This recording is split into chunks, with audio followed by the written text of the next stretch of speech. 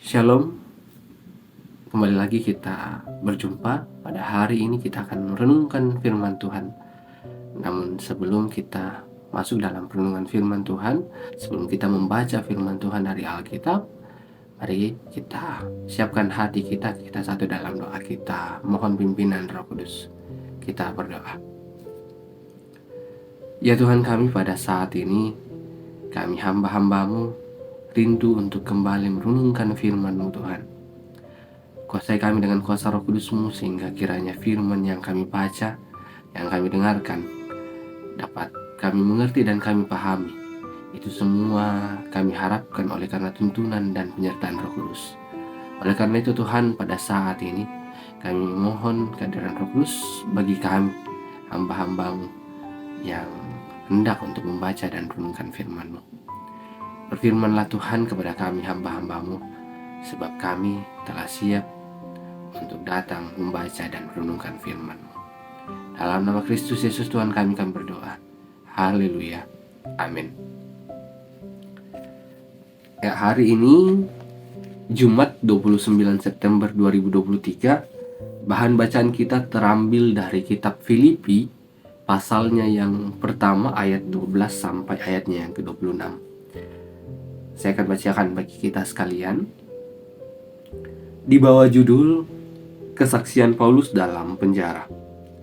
Aku menghendaki saudara-saudara supaya kamu tahu bahwa apa yang terjadi atasku ini justru telah menyebabkan kemajuan Injil, sehingga telah jelas bagi seluruh istana dan semua orang lain bahwa aku dipenjarakan karena Kristus.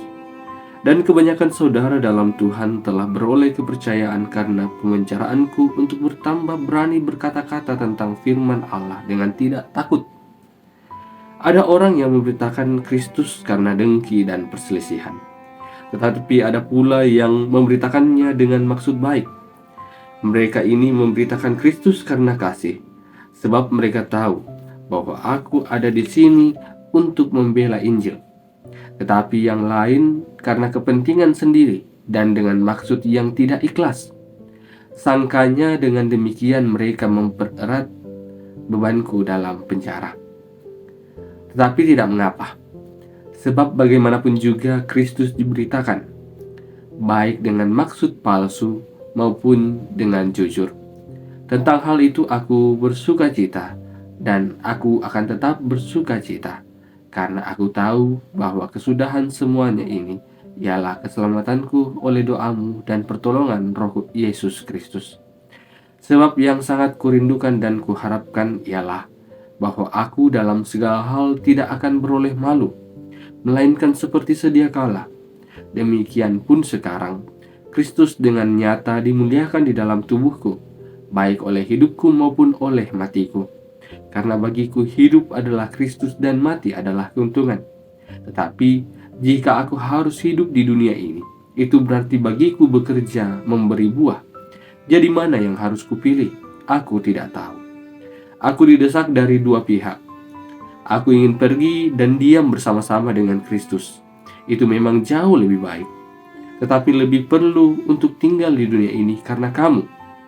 Dan dalam keyakinan ini tahulah aku akan tinggal dan akan bersama-sama lagi dengan kamu sekalian supaya kamu makin maju dan bersuka cita dalam iman, sehingga kemegahanmu dalam Kristus Yesus makin bertambah karena aku, apabila aku kembali kepada kamu.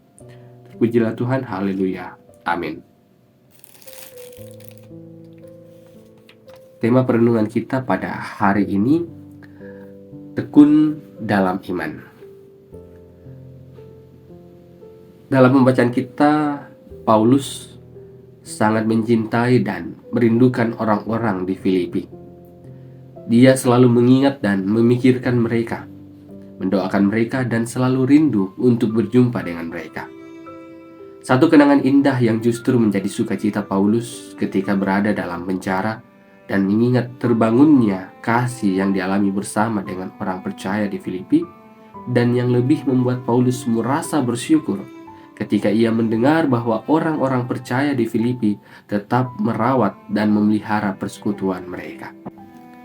Paulus meyakinkan orang Filipi bahwa dirinya bukanlah tawanan bangsa Romawi, melainkan tawanan Kristus. Dia dipenjara karena Kristus, bukan karena berbuat suatu kejahatan atau melakukan pemberontakan. Saat dalam penjara, ia menyaksikan bahwa apa yang dialaminya bukanlah sebuah beban, dan ia harus menjalani semua itu karena Kristus.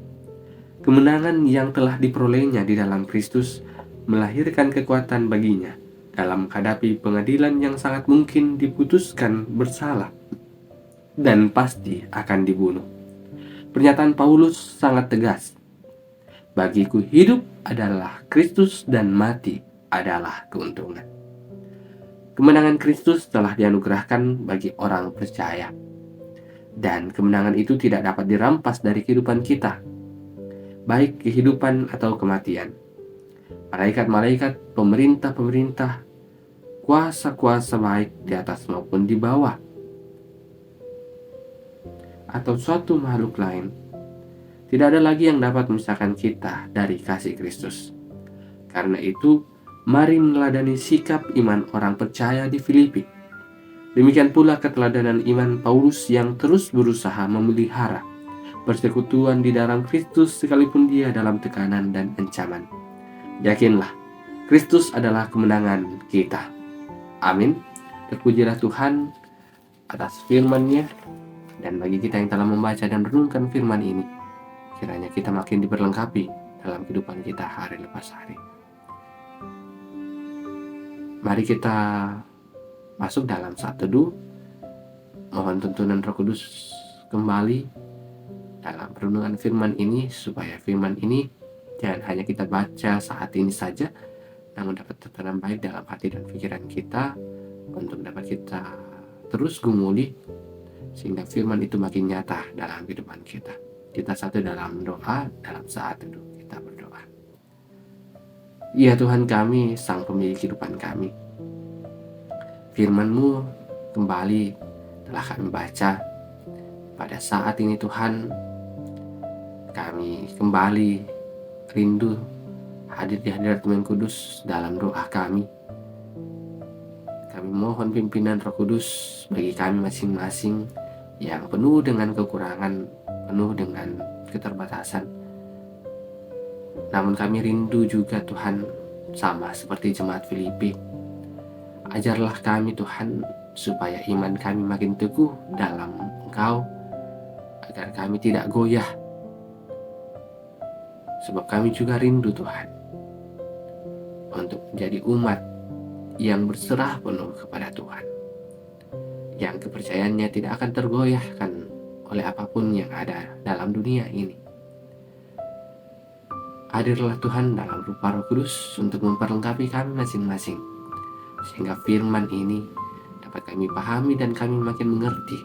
Kami gumuli dalam hidup kami, sehingga firman ini juga dapat nyata dalam kehidupan kami, menjadikan kami juga sebagai pribadi-pribadi yang sama seperti jemaat di Filipi, yang imannya tidak goyah namun makin bertumbuh.